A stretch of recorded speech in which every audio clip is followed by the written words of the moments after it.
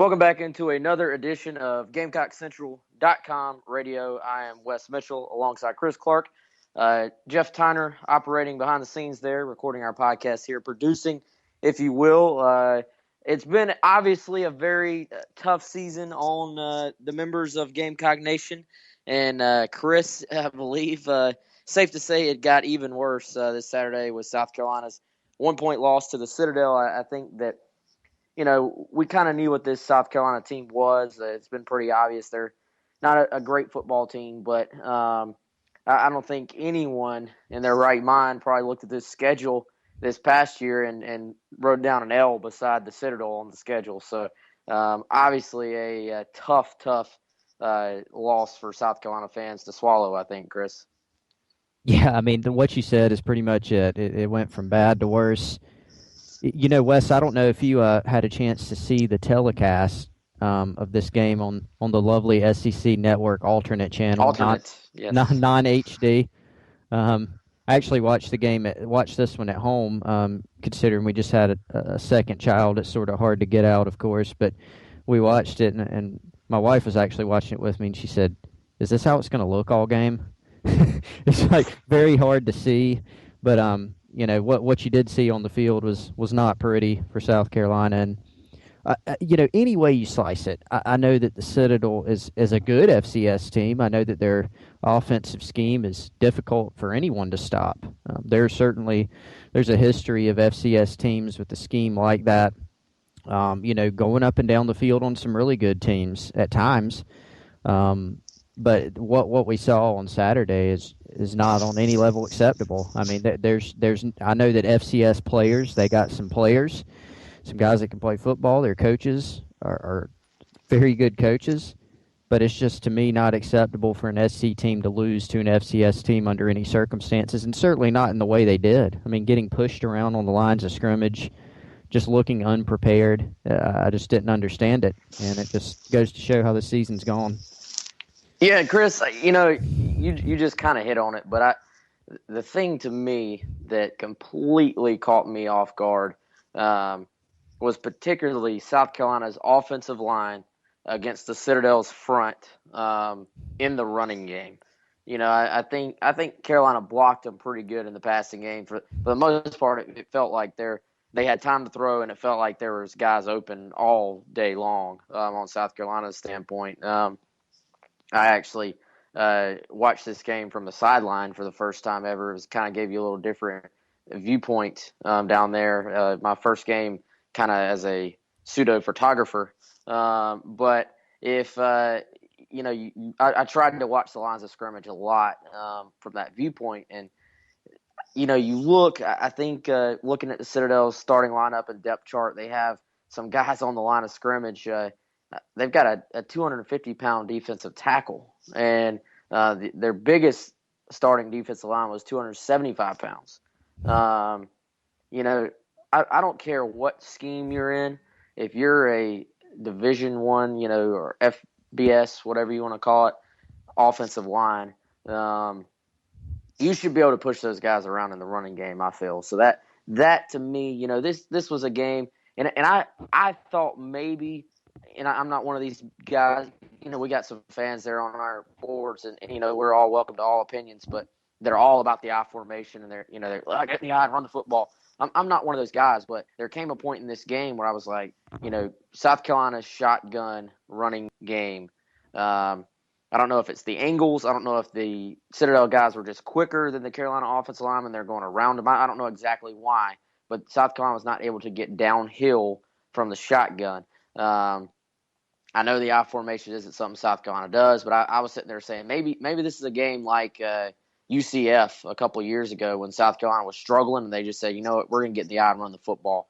I was wondering if maybe that was not an option, but either way, just back to my original point, the inability to run the football against a team like the Citadel, to me is because all the other stuff, you expect there to be some issues.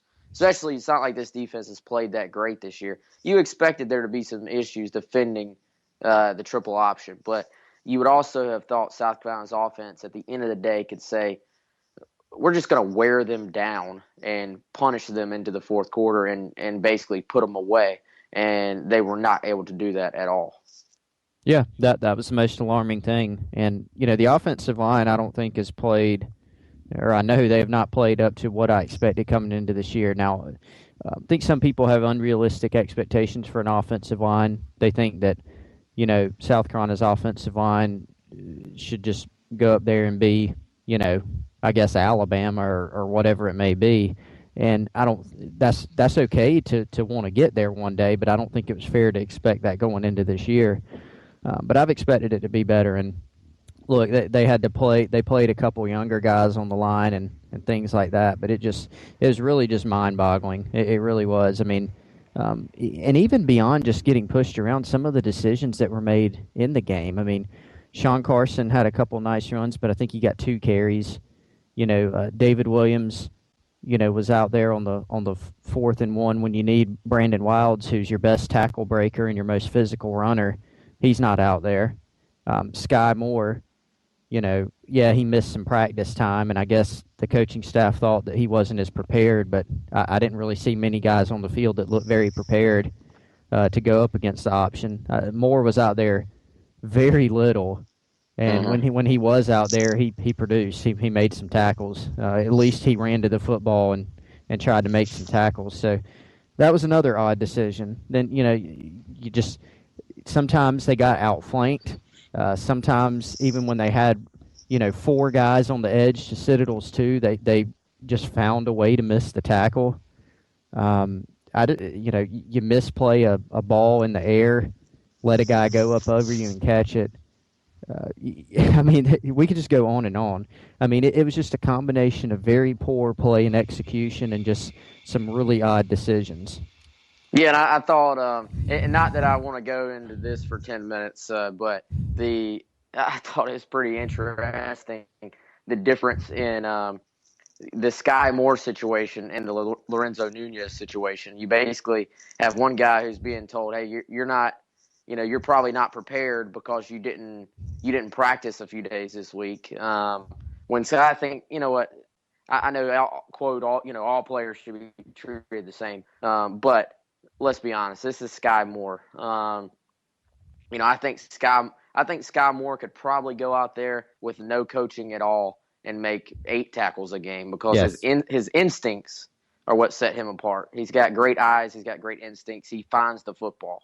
And then my point being, you go to the other side, Lorenzo Nunez, who was on the practice field, but he did not throw this week.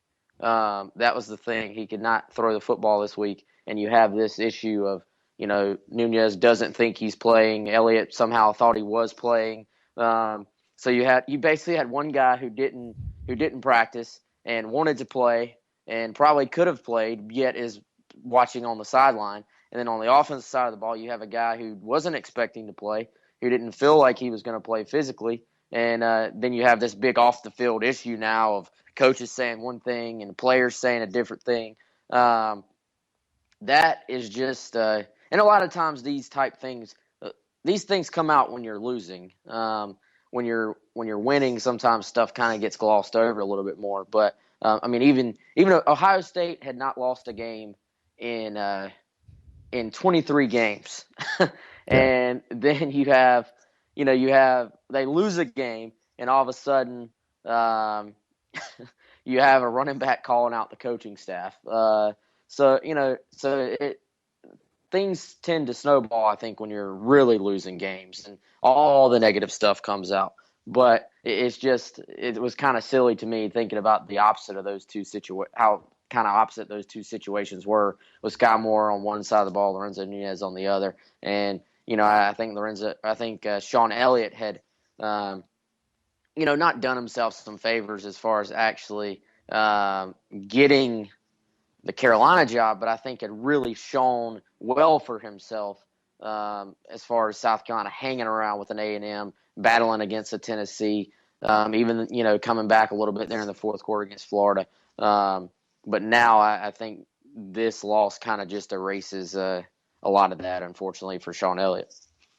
Yeah, it does. I mean, people were still frustrated because the wins hadn't come. I mean, that was a lot of the discussion on our message boards, things like that, centered around that premise of, you know, who cares about moral victories? And we, anytime West that we would say, hey, they improved in this area or that area, people would accuse us of saying, we were talking about moral victories, and we really weren't. I mean, our jobs just to point out, hey, this area is good, this area is bad. Here's what has improved. Here's what's regressed.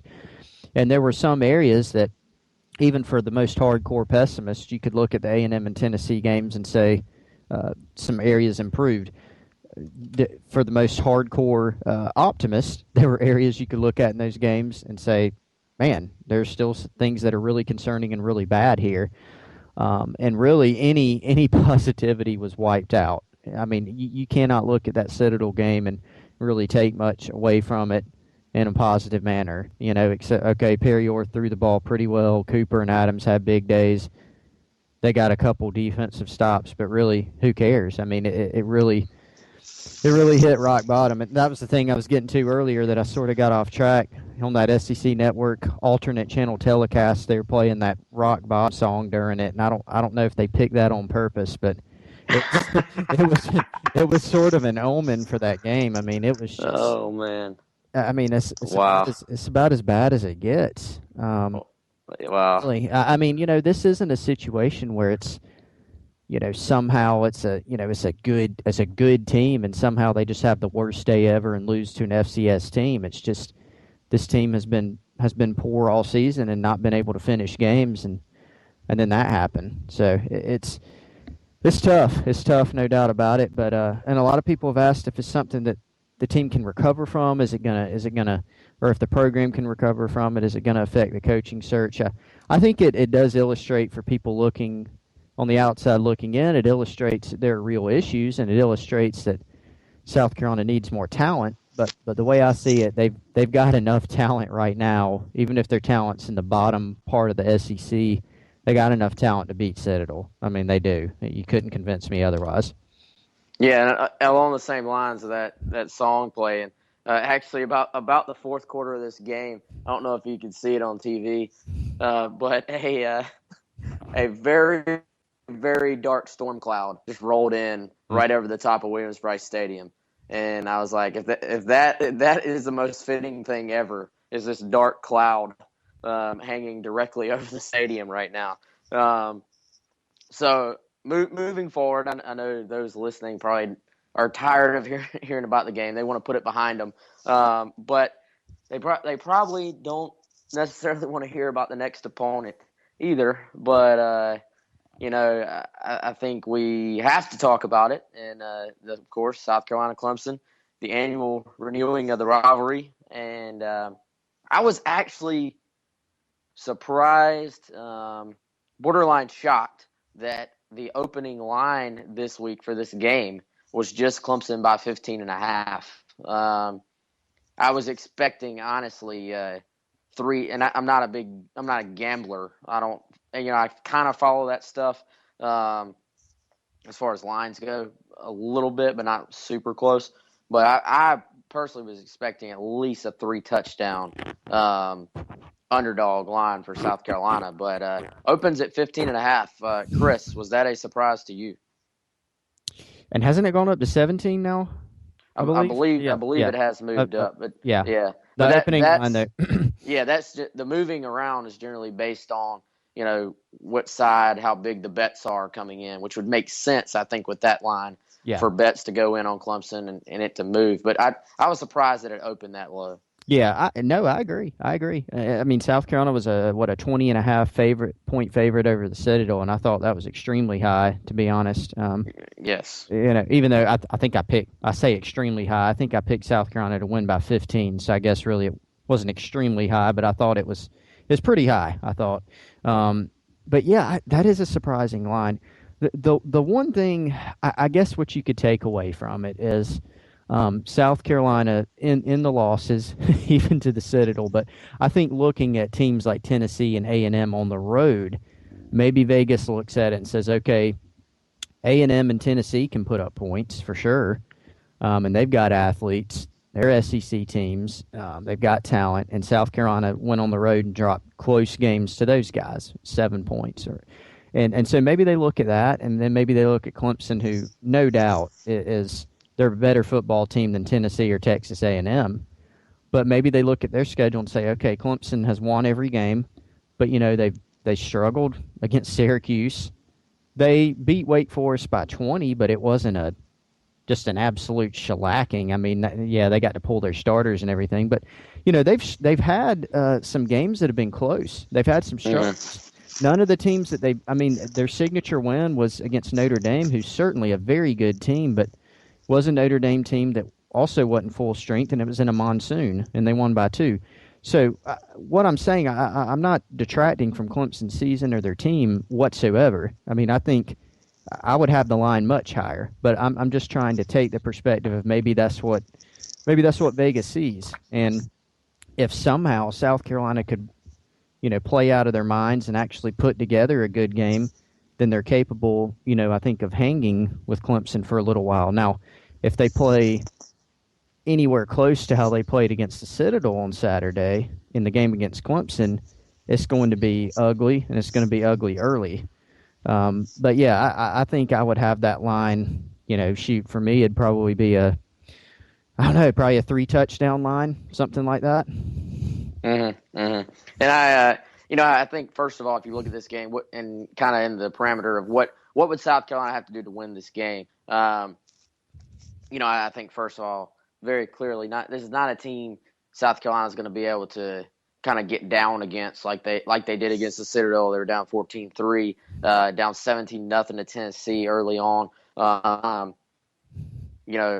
This is not a team that I think South Carolina can get down a couple scores and then come back and beat. The only way to beat this team, you look at Clemson, they really have not trolled very much at all this season. They've not been necessarily in those situations where a team kind of punches them in the mouth. I think, first of all, Sean Elliott has got to find a way to rally the troops after what's happened this season. Kind of everything that's happened to this team, he's got to find a way to rally them for one final football game and have a good week of practice. And, I think Carolina's got to come out and start the game fast and have something good happen, because then, it is one of those situations where if South Carolina gets it into a tight football game, you think maybe Clemson tightens up a little bit just because everything that's riding on it. If Clemson scores a couple early on and is played loose, I think this is a game they probably win pretty easily. But if South Carolina could have something good happen early on, then maybe Clemson plays a little bit tighter. And then, of course, I think Clemson's going to have to turn the ball over a few times for this to go South Carolina's way. Yeah, agree. I do think I think if they come out and say Clemson does what Tennessee did and scores on the first couple drives, it's going to be a really long day. I mean, a really long one. So yeah, they got to make something happen earlier. And you spoke to Sean Elliott rallying the troops. That to me is the biggest question in this game. I don't think there's any question that talent wise and things like that Clemson has the edge in almost every area, if not every area, So the question for me becomes effort. And I think the biggest concern for South Carolina, if fans are watching this game, is, the effort level. And if South Carolina is going to be able to give maximum effort for this game, because there is so much frustration in the locker room right now, to me, it's a legitimate question. And, guys may come out early and be ready to play. And if Clemson punches them in the mouth early, like you said, and that would be the nightmare scenario, because then you're down in a hurry against a good football team. And it's going to be very tough to overcome that from a mental standpoint, as well as a physical one with the challenge of playing that team. No doubt. We'll have all week to break down this game. Finally, I know there's I guess we almost have to mention the coaching search to an extent. Lots of rumors, innuendo out there. Chris, I guess what have you heard lately that you would like to tell those listening? here on our GamecockCentral.com radio podcast. Anything at all new on your end? Well, not really anything new information-wise. I think this is a very pivotal week because we're getting really close to the time frame where South Carolina wants to hire a coach. Now, we've said before that ideally, they want to have somebody early December, first of all. If they could get somebody as early as the week after the Clemson game, that they would love that because there's a month-long dead period that starts in mid-December and runs to mid-January where you can't have any on- or off-campus visits. Obviously, recruiting from now until signing day is going to be huge for the new staff. So that's something you have to bear in mind, and Ray Tanner and the administration, they are bearing in mind. That's a big part of it. That said, some of the candidates, for example, Tom Herman, Kirby Smart, those guys have opportunities to play in conference title games. And so if they get there, that sort of pushes the timetable back. So, that'll be important because at some point South Carolina is going to have to know, okay, here's where we stand. If they get the feel that, Tom Herman is not going to be attainable, for example, then they're going to have to move on to somebody else. It just depends on so many factors, and I think this week is going to indeed be a key week for that. So I think we'll know a lot more after this weekend, maybe by Monday. But right now, just sort of status quo. I think you still look at Herman and Smart being viewed as the top couple guys, and then beyond that, it becomes a really, really big question mark. Yeah, absolutely. Will be a very interesting week to follow all that in Gamecock Nation, and of course, Thanksgiving on Thursday, which means you've got a lot of kind of a little different schedule on the college football landscape this week. You got some games on Thursday, then you got a bunch of games on Friday when a lot of people will be at home, and you actually have Tom Herman's Houston team taking on Navy, which if Houston wins, they will actually be in the American Conference Championship. If they lose, they will not. So that's something that Chris clearly could have an impact on the timeline of South Carolina's coaching search if Herman ends up being the guy. Yeah, no doubt about it. I mean, it would figure that he would, I guess, want to coach in that game if they get there. And I think even beyond that, Wes, I mean, it's still not known what Tom Herman wants to do. I mean, Houston has on the table for him to get a big raise. He has not said, I'm taking that yet, beyond publicly commenting about how he's flattered about it and things of that nature. But they've stepped up to the plate with a substantial raise. Now, will he? I think the scenario in which he stays is if he thinks that something bigger and better is going to come open in the next year or two, say Texas, something like that. It's hard to see him standing pat just for the sake of, I want to stay at Houston. I think he does have his eyes on a bigger job at some point, as you would expect. And right now, honestly, it looks like the two best options are South Carolina and Missouri. And I think for Missouri, it's just mainly because Mack Rhodes hired him at Houston and is now the athletic director at Missouri. And I think that does help some. Most people would pick South Carolina as the better option. But I think it's very much still unknown as to whether or not he is going to make that jump after 1 year. So beyond even just the timing, I think they have to find out, and it has to be ascertained, what exactly he wants to do. Because there, of course, is interest in him potentially leaving Houston on the part of Tom Herman, but we just don't know yet what his final move is going to be, and that'll probably become more clear in the next several days. No doubt we will have complete coverage of the coaching search there on GamecockCentral.com. For Chris Clark, I'm Wes Mitchell. This has, of course, been another edition of Gamecock Central Radio, and we will talk to you all soon.